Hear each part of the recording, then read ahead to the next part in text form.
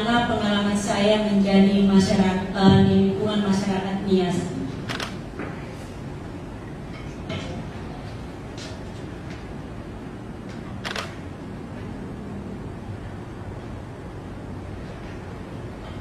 Baik, sesuai dengan permintaan penyelenggara diskusi publik pada sore hari ini, saya diminta berbicara atau menyampaikan pandangan saya sebagai menantu, bahasa Niasnya umurne, ya, dari keluarga Nias yang berlatar belakang bukan orang Nias. Saya adalah suku Batak.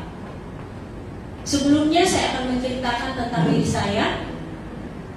Di dalam keluarga Nias, saya dipanggil Dina Edgar Jaluhu karena anak saya yang pertama adalah Samuel Edgar Jaluhu. Saat ini sedang menyelesaikan tugas akhir atau skripsinya di Fakultas Teknik Institut Teknologi Bandung di ITB. Sedangkan anak yang kedua adalah Fania Putri Sanggaita Jaluhu. Saat ini sedang kuliah di Fakultas Kedokteran Umum Universitas Pajajaran. Keduanya merupakan anugerah Tuhan yang terindah di dalam pernikahan saya sama Bapak Insinyur Tiberius Jaluhu. Sebelum saya mengenal suami saya, sebenarnya banyak hal-hal yang tidak senang kita mendengar tentang masyarakat Nias.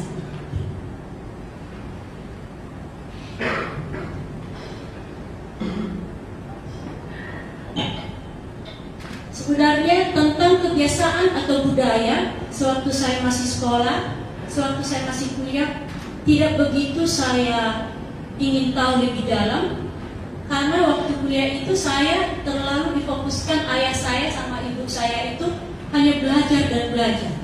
Kebetulan saya itu butuh buku katanya. Jadi saya tidak begitu tahu tentang adat istiadat, sekalipun itu adat istiadat orang Batak. Ya.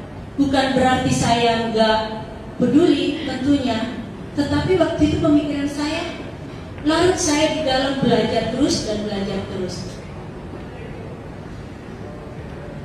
Berita atau cerita gosip tentang kebiasaan atau kehidupan budaya suku Nias telah lama saya dengar, bahkan sejak kami berpacaran.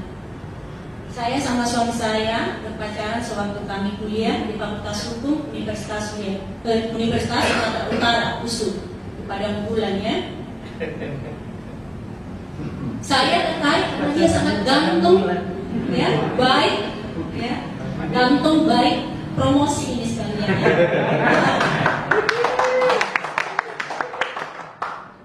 Nah, kemudian teman-teman saya banyak yang menyampaikan hal-hal yang negatif tentang suku Nias. Yang pertama mereka bilang, apa nggak salah itu? Hah? Aduh kamu kenapa? Aduh itu pintarnya, kamu kenapa mau sama orang Nias?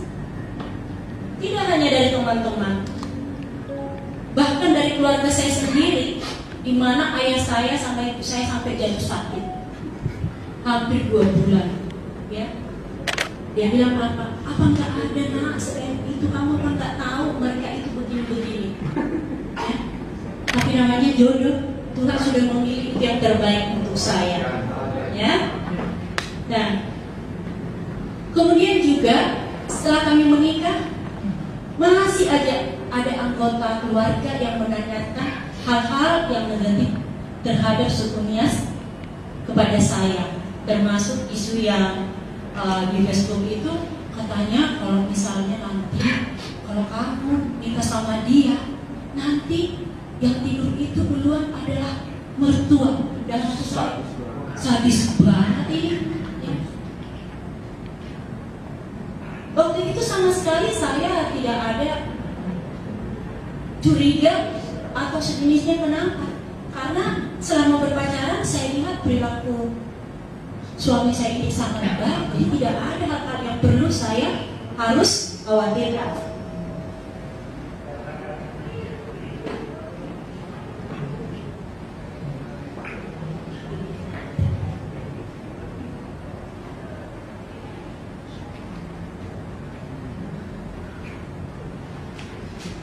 Baik, setelah menikah juga saya dan suami saya sempat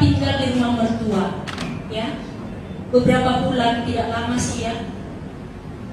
Mertua saya itu adalah seorang pendeta yang juga aktif dalam kegiatan-kegiatan masyarakatnya di Medan.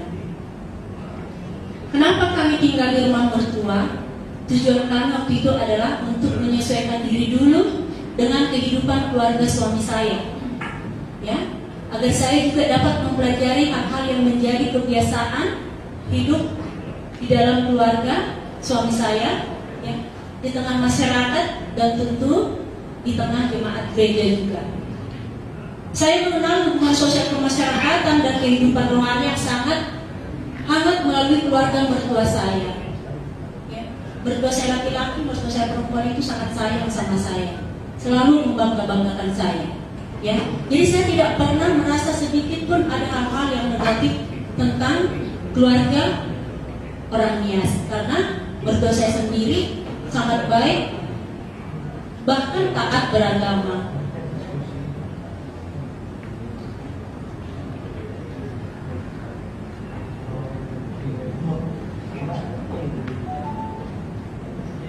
Setelah hampir 30 tahun menikah, yang saya alami dan ketahui sekarang ini adalah hal-hal positif, jarang sekali hal negatif. Ya, saya juga tidak pernah mengetahui adanya kebiasaan atau perilaku negatif tersebut dalam budaya masyarakatnya yang lain. Ya. Menurut saya, kalaupun ada kejadian atau perilaku, ya, negatif yang seperti yang diberitakan di medsos tersebut, itu hanyalah merupakan perbuatan oknum yang sakit. Tanda kutip sakit. Apanya yang sakit? Kita sama-sama tahu. Ya. Jadi tidak dapat digunakan untuk menilai atau mengeneralisir bahwa seluruh orang yang ada di dalam kelompok masyarakat mempunyai budaya atau perilaku seperti itu. Dan mengenai perilaku negatif ini, saya pikir di setiap suku juga ada. Dulu juga orang Batak bilang jangan pikir makan orang, apakah semua masyarakat Batak makan orang? Itu kan suatu cerita yang terlalu dibuat-buat, saya pikir. Ya. Nah, begitu juga kalau ada cerita seperti itu, tentu itu juga tidak benar. Kalaupun ada, saya pikir itu adalah oknum orang yang tanda kutip sakit tadi. Kenapa saya tidak perlu takut untuk adanya isu-isu seperti itu? Saya selalu bilang di keluarga, sama teman-teman, di pergaulan suku-suku Batak, kalau ada yang tanya seperti itu, saya bilang, kamu menanyakan ini dalam keadaan waras apa enggak ya? Sambil bercanda saya ngomong seperti itu. Kenapa? Karena saya juga manusia yang waras. Seandainya, ini seandainya, kalau ada hal atau perilaku yang seperti itu, yang duluan melaporkannya itu pasti saya. Karena saya juga orang hukum. Ya. Jadi saya tidak perlu membantahnya dengan berantem atau segala macam. Saya balikin bertanya, kamu bertanya itu sekarang dalam keadaan sadar atau dalam keadaan waras? Tidak. Hanya itu aja. Kemudian juga saya pikir hal-hal seperti itu tidak perlu saya tangkap terlalu serius. Menghabiskan energi saya untuk hal-hal yang negatif tidak ada gunanya. Saya pikir waktu yang akan membuktikannya. Apa buktinya bahwa waktu yang akan membuktikannya? Kalau memang ada hal-hal seperti itu, tidak bisa saya dengan happy di dalam keluarga Nias itu sendiri. Bagaimana saya bilang saya tidak bahagia? Buktinya, saya bisa sampai menempuh pendidikan yang cukup tinggi, itu tentu dukungan dari keluarga suami saya. Kalau tidak ada dukungan, mungkin saya tidak bisa seperti ini. Itu hal yang perlu saya syukuri. Kami juga dikaruniai Tuhan anak-anak yang sangat baik. Selain cerdas, baik lagi. Itu menunjukkan suatu bukti bahwa di dalam kehidupan masyarakatnya itu sebenarnya tuduhan-tuduhan seperti itu sama sekali tidak benar. Ya, saya di sini sebenarnya bukan khusus untuk mengklarifikasi benar atau tidak, tetapi ini perlu kita bahas, disampaikan sehingga orang-orang yang akan menyampaikan pendapat di kemudian hari bisa lebih berhati-hati karena dapat melukai orang lain.